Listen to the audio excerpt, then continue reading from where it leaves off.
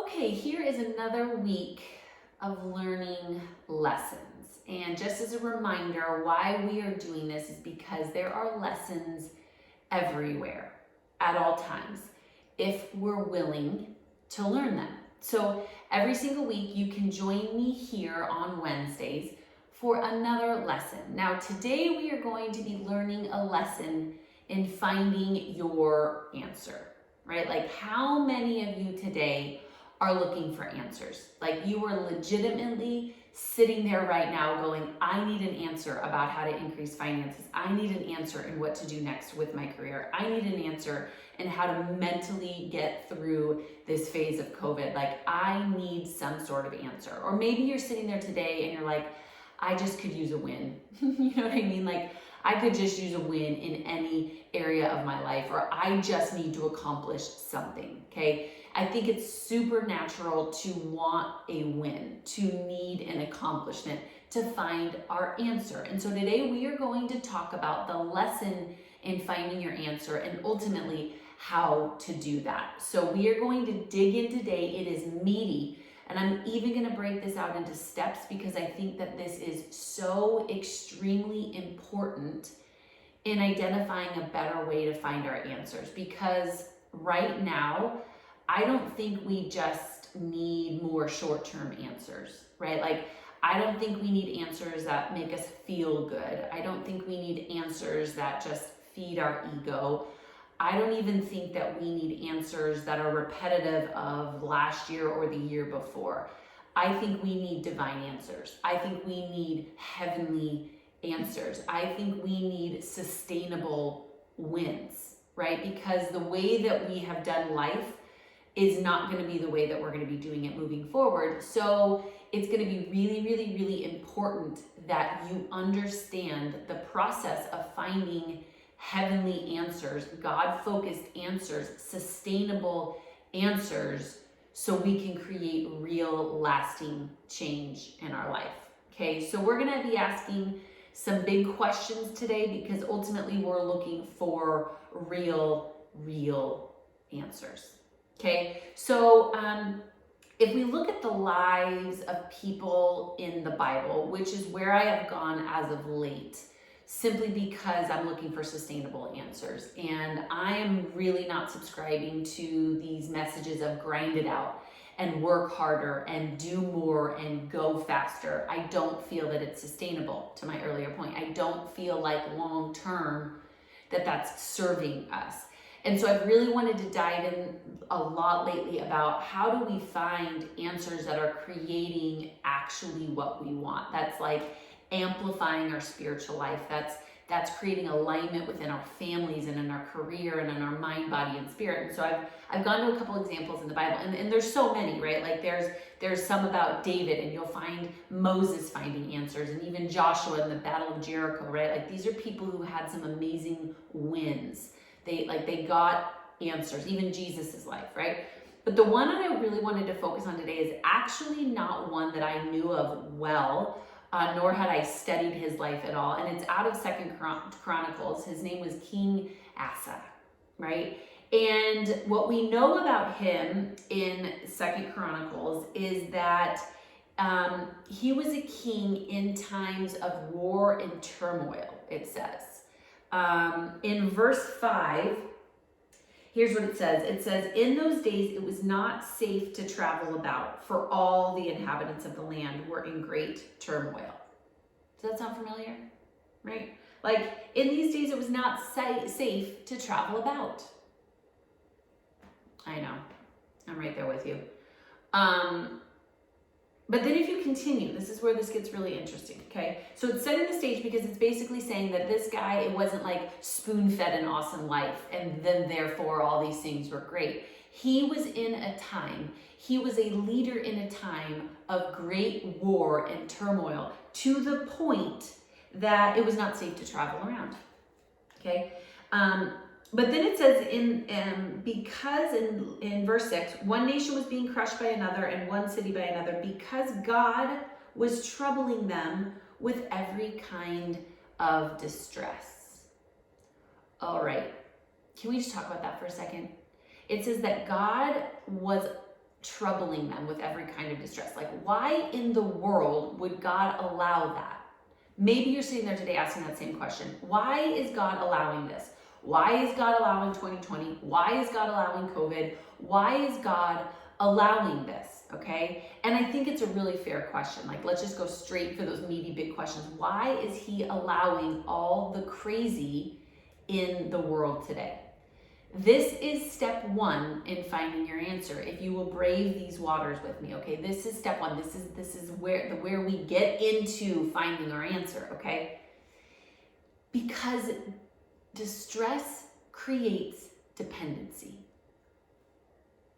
I'll say that again. Distress creates dependency. Here's the key though.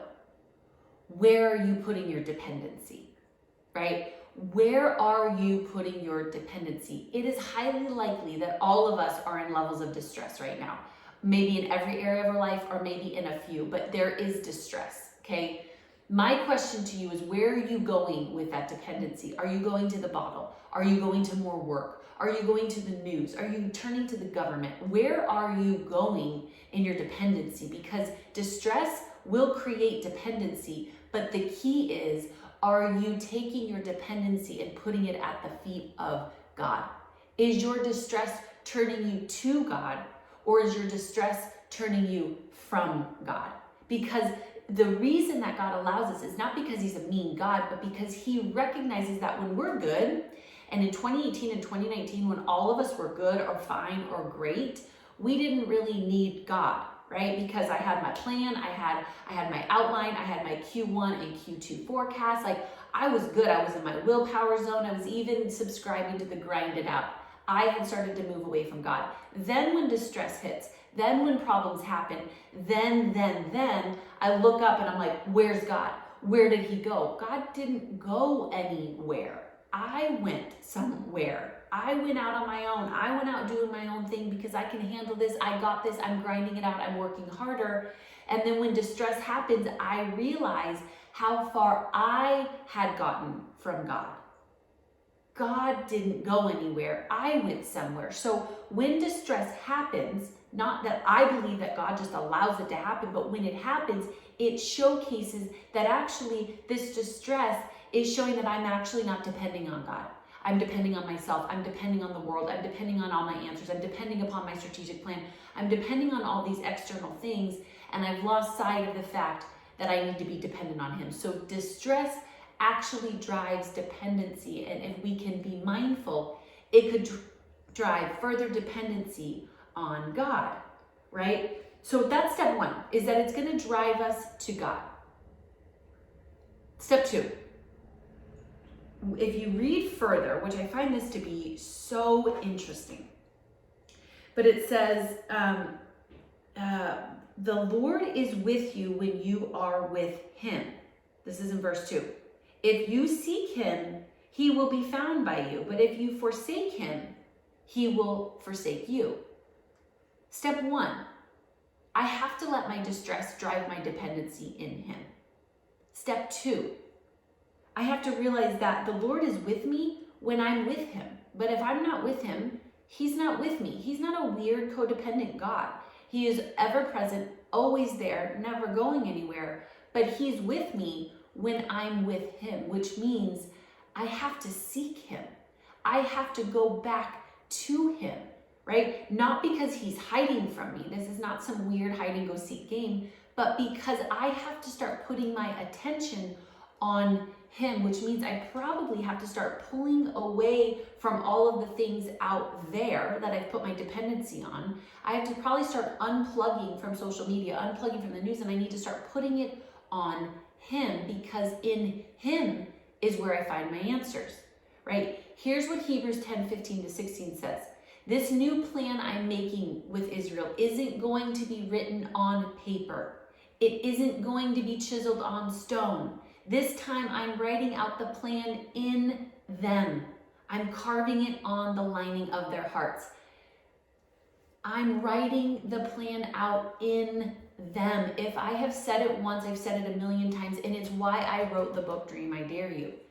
Our answers are not out there. you guys. Our answers are in here. God's put it in here. It's not in our strategic plan. It's not in Q1, Q2, Q3. Yes, those are tools that we will use to implement the game plan, but it isn't the plan. The plan is on the inside of me, which means if I keep going out there, I will never be able to hear what's going on in here. And in here is where my answers are, because the God in me is speaking to me in me. Write that down, right? It's in the very lining of your heart, in your DNA. But you have to access the place within. We have to seek him. I have to go where he is. When I seek him, I find him. Not because he went anywhere, but because it's causing me to put my attention back to where it needed to be in the first place. It's rewriting my habits and my patterns and my routines to go, whoa, I was doing these things before, I was going elsewhere, so I need to seek him, to find him, to develop new routines and habits. Our routines and our habits are showcasing what our truest answers are. But if our routines and our habits are on all the things out there, I'm going to keep getting what I've always got. So this is building within me new routines and habits to seek him, right? So then once I do that, what happens? Once I start to seek him, then what? Well, this is step 3. Then I need to stop and actually listen. And truth be told, this is probably what I should have titled this, is not in the lesson in finding your answer. It's a lesson in hearing your answer. To my last point, your answers aren't out there for you just to go find them. The answers are in here for you to hear them, to stop and listen to them. I talked about this a ton in my lesson last week about willingness, okay? Right? It's about hearing your answers and unplugging long enough to hear them, right? It says in John 10:27, my sheep hear my voice and follow me. They hear my voice. Romans 10:17 says, faith comes from hearing. We all want to live by faith, but are we willing to hear first, right? Jeremiah 33:3 says, call to me and I will answer you, and I will tell you great and hidden things that you have not known. This is not about finding. This is not about striving. This is not about looking, going, doing, pushing. It's about positioning yourself to hear. Because God's going to speak. Will you hear him? Will you listen? Right? Because then when you hear him, because you will, you're going to have to be ready for step 4. And step 4 might be the hardest of them all. It's obedience. You have to obey. Great, you will hear, right? It's that still small voice. It's that idea that plopped in your lap. It's the nudge. It's the gut intuition. It's the call that person. It's the go there. It's the do this. It's the thing that's new and different and abnormal and outside of your comfort zone, right? And so the hardest part is that whatever you're going to hear is going to drive you out of your comfort zone. It's going to drive you somewhere near. It's going to drive you and cause you to do something that you've never done before. And the same is in Asa's journey, right? Check it out in verse 8, right? It says, when Asa heard these words, he took courage. I love that. When he heard the words, he took courage. It's like synonymous of obedience. When I hear what I need to do, when that idea plops in my lap, when that thing comes to me, when that gut intuition nudge comes, I'm going to need to move. I'm going to need to obey, and I'm going to have to take courage because it's going to be hard. It's going to challenge me. It's going to take me to a place I've never been, and that's going to require courage. You're going to have to obey, and when you obey, you're going to have to take courage, right? Then once I take courage, we look at step 5. Once I take courage and I realize that obedience is courage. Obedience is hard, and not because you're going to have to do something I don't want to do. That's so many times, I think for me growing up as a Christian, I was like, oh, I'm just going to have to do all the crap that I don't want to have to do. That's not what this is. It's about doing the hard things that I know I was born to do, and having to put away ego and fear and worry and doubt and actually just obey. And that just takes courage, not because I don't want to and not wired to do it, but because I'm uncomfortable and I know I need to. Once I do that, it's step 5. And in verse 12, it's very clear about this. I'm going to have to do it with all of my heart.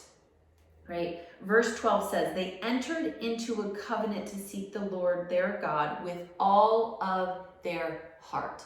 Wholeheartedness, if you follow any of my videos of my journey, wholeheartedness is about commitment.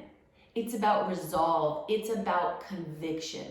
This is about your I can't not do this.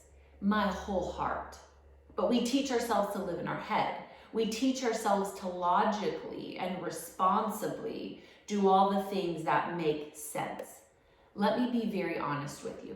The ideas that are going to come to you, the God dreams, the heavenly realms, is not going to make any logical sense. It's going to blow your mind.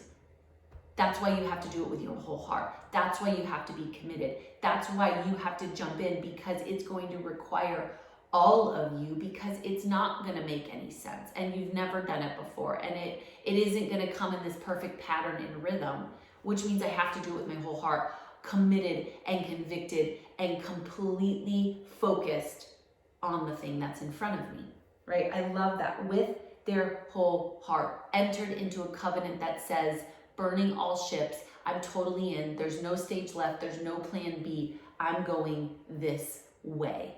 Not because it's easy, but it's because I know it's what I'm supposed to do. That changes everything, right? It's not even about perfection anymore. It's about just doing what you know you're called to do. Then, this is one of my favorites. Step 6, you get loud. Look at verse 14. They took an oath to the Lord, conviction, resolve, commitment, with loud acclamation and with shouting, trumpets, and horns. You have to get loud. You have to get louder than the fear. You have to get louder than the worry. You have to get louder than the news. You have to get louder than the judgment and injustice. We pay attention to the things that are the loudest. You got to get louder. I know that your faith is loud, but it's only because you've been listening to it for so long. Make your dreams louder. Make where you're going louder. Make your obedience and your commitment louder. Crank that sucker up, baby. Right? Be louder than the odds. And then when you do these things, then, my friends, repeat this after me. Then you'll be prosperous and successful. Then you will reap your reward. Here's where 15 ends. Okay? He says, then the Lord gave them rest on every side. That's the reward. But here's what I want you to know about our reward. It's not always what we think. It's not always financial gain. It's not only A plus B equals C. It's not always 1 plus 1 equals 2. It doesn't always happen in the way and in the timing that we think that it should. God's ways are not our ways. God's thoughts are not our thoughts. It's bigger. It's better. And here's why. If you look at verse 17, it says, although Asa did not remove the high places from Israel, Asa's heart was fully committed to the Lord all his life. You guys, this is the greatest reward we could ever ask for, is right here. God doesn't want you just to win. He doesn't want you just to find the answer. He wants your heart, because your heart is where your life will go. When God has your heart, it means he can trust you with the rest. When your heart is in alignment, the rest is in alignment. When your heart knows the truth, everything else is in alignment with the truth. This isn't just about finding the answer and getting ahead and accomplishing more and doing more. This is about positioning your heart in the right place so that when God speaks to you, he knows he can trust you. I love it. I was at Hillsong Phoenix this last weekend, and the pastor said, a faith that can't be tested can't be trusted. God wants your heart. This is about your heart, you guys. This is about not just finding the answer. It's about hearing God's voice, the voice in us. And when we're positioned in that, everything else flows. I love this. He says his heart was fully committed to the Lord all his life. His heart was in the right place, which means now he was connected with God, which means wherever God is, there he was. Wherever God is, there you are. If your heart is positioned correctly, then ego, fear, worry, doubt, and circumstances can't get you off the target. When your heart is in the right place, all of the stuff going on in the world around you won't move you because you are grounded in the truth. This isn't even about finding your answer. This isn't even about hearing your answer. This is about a healthy heart. This is about a heavenly perspective. This is about something so much bigger. This is about learning how to bring your dreams into the manifestation of the world around us, because when your heart is right, your dreams are right. And when your dreams are right, magically, they start to appear. These are the steps, right? It's about recognizing that distress will create dependency. And as long as you drive that dependency towards God and not the paint department at Home Depot or alcohol, which both are up 300% since COVID. Just a little statistic there. When your dependency is in God, then step 2, you begin to seek him. You begin to go in. You begin to go deeper. When you do that, then you will actually be able to hear what he's been saying all along. You will actually be able to hear what your dreams are saying, and those answers and the intuition and the gut and the nudge will start speaking to you. Then 4, it's your job to obey. When those ideas come, when that thought is dropped, when that word comes to you, it's going to be about obeying it, not just hearing it and going, oh, I can't do that. That's bigger than me. Exactly. You got to obey. When you obey, then you're going to do it with all of your heart, all of your heart. Put the chatter and the logic and the past and the mistakes and the reasons and the justifications to the side and just do it with all your heart. Then when you do it with all your heart, get louder. Get louder than all the rest. Get louder than the odds. Get louder than the injustice. And then you will reap your reward. And then your heart will be positioned for more. When God can trust you with the little, he'll give you more. And when your heart is right, your life will be right. This is our lesson in a right heart, because a right heart will always help us hear our answers. So there you have it. Apply these today. Go down. You can also read it. There's links below that you can read more about this. But I encourage you today, get your heart right. Walk this out. Try these steps on for size and see where it takes you in getting your heart right. Oh, and don't forget, subscribe to these weekly lessons, because the truth is there are lessons in everything, and we will continue to circle them until we learn them. And so by subscribing, you will get these weekly lessons every single week. And of course, share this. Share this with one more person today who is looking for their answers, who is looking and needing a space to learn how to hear, and is ultimately really wanting to get their heart right so they can get their life right.